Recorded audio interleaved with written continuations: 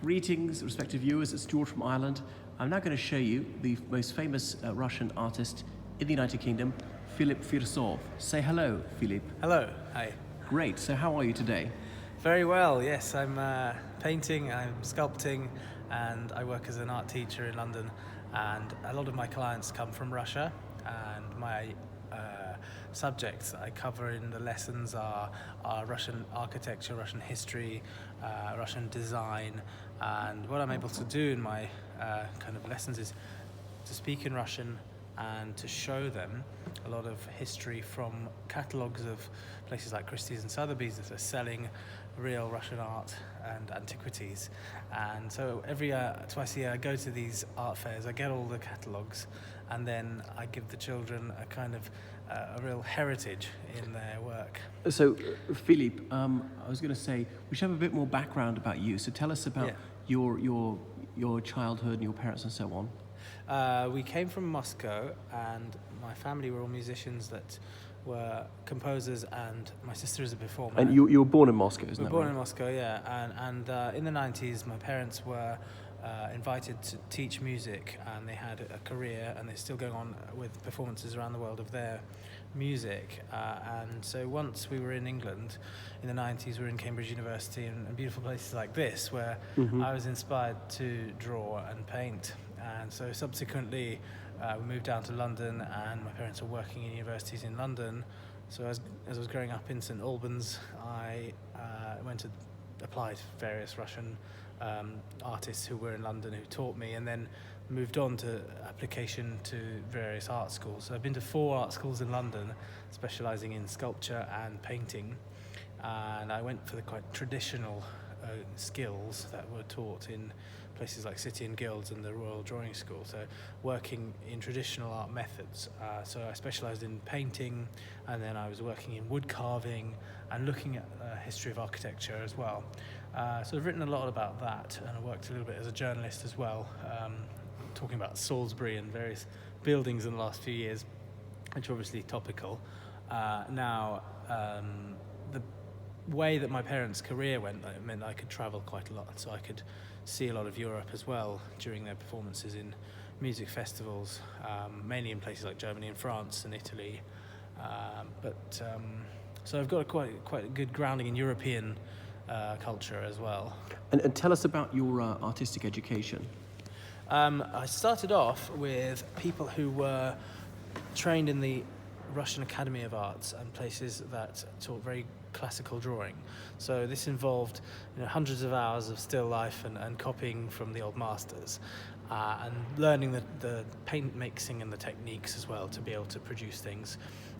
Once I was in art school, I was of course working with the larger art world and making experimental pieces, and I had access to facilities like metal welding and creating installations. So there's much more ideas going on, and that I did in tandem with a kind of photography and film studying as well. So coming up with lots of ideas. And then further on, I learnt more of traditional carving techniques from the guild. So this is people who are trained in making replicas and conservation of older things. So I think I've got quite an all-rounded education from various art schools like St Martin's and Slade, and obviously from places that are very, very focused on traditional skills like printmaking, things like that. Yeah. So what's your genre of art?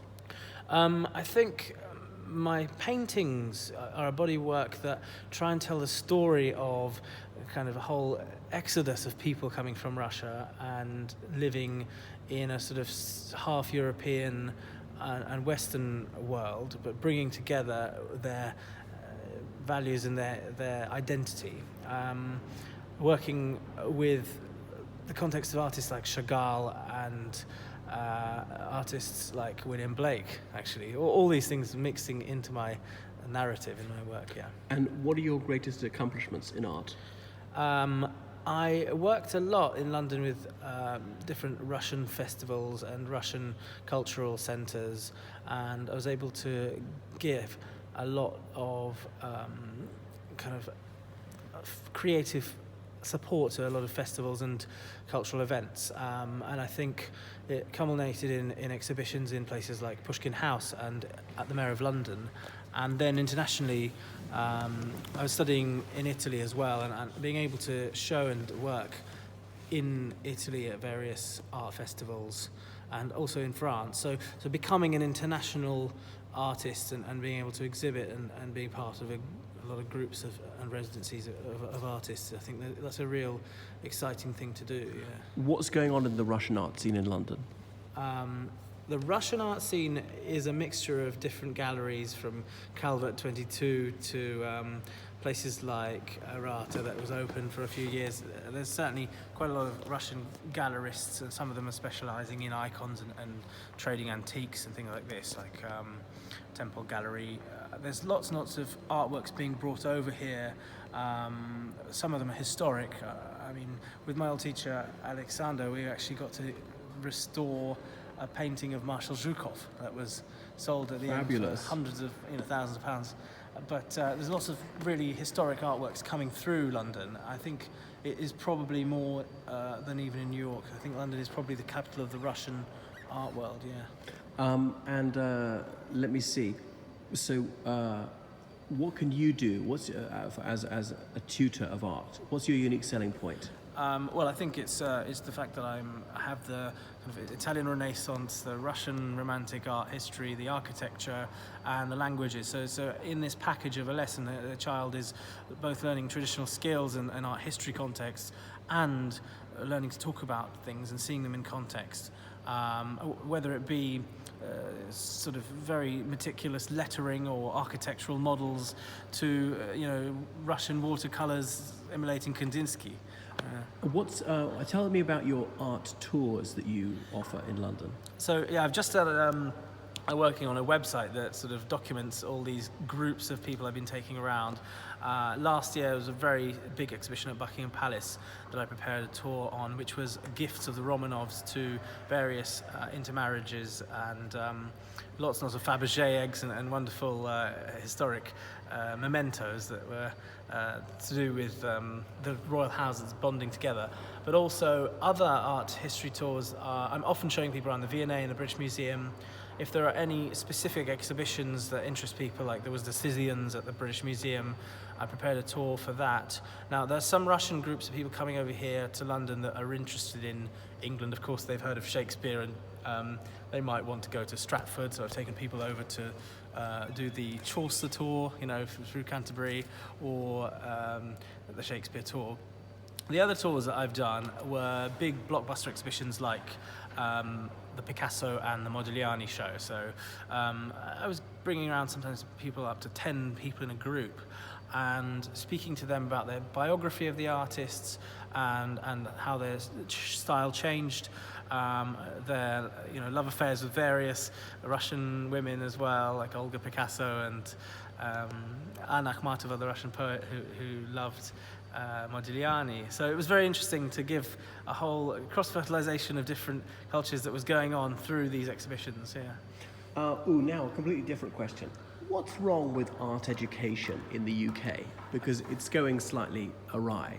Yeah, I think that it's divided into different camps, and I always felt a feeling of resentment at places like St Martin's and the Slade, where I felt there wasn't enough work from the art models, there wasn't enough anatomy, there wasn't enough art history. I think everything started off with post-war or post to 20th century conceptual art practice from the beginning.